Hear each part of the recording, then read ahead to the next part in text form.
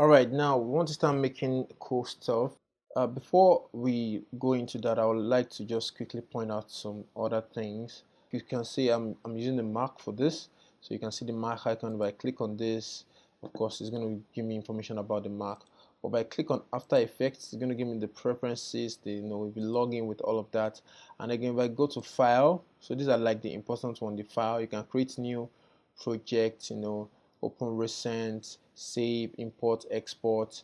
If you go to edit, you can copy, you can paste, you can look through history, you can duplicate the composition, the layer, the effect, the animation view, and all of that. So if you want to do anything concerning the composition, right, and probably you are lost, you don't know what to do, or maybe your setting is not correct when you set it from the beginning, and you want to edit something and you don't know what to do, just go straight to your composition, right? And from your composition, you can create a new composition settings, and all of this that you're seeing here has to do with the composition, right?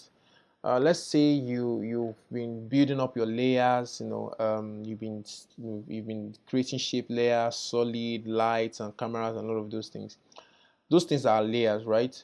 And let's say you are lost and you want to do something to your layers, you want to do so, just edit the layers, so to speak, and you're lost, just go to layers, right? And of course, if you want to add effects, go to effects. And of course, this is not highlighted because our composition is actually empty.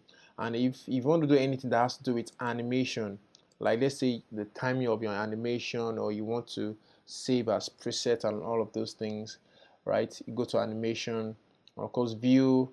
This, if you want to change the view and you want to zoom in, zoom out, the resolution, and of course windows. So I'm going to talk about one or two things that I see here. So some of the things that you are seeing right here, you might not have it.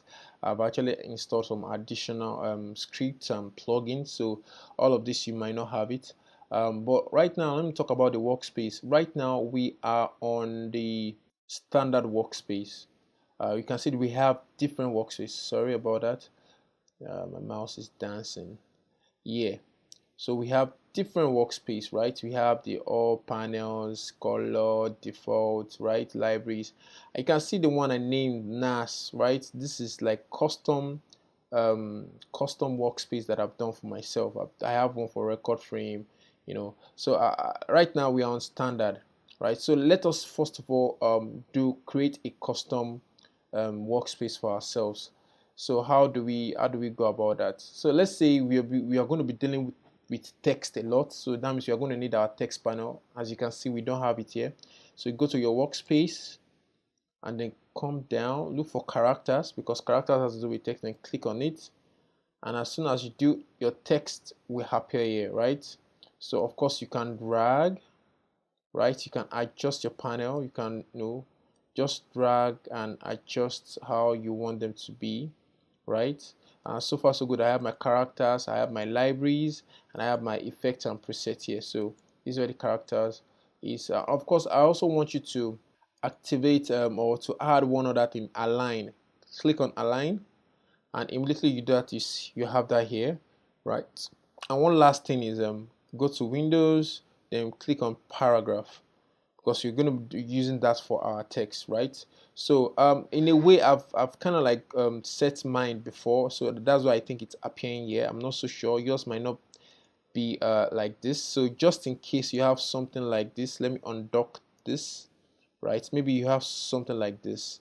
All you need to do is just drag, right? You can see the blue icon is trying to let you know where you can actually pin this. So all you can do is just drag, right, and just pin it, right? So that's how this works. So you can actually just extend this, right?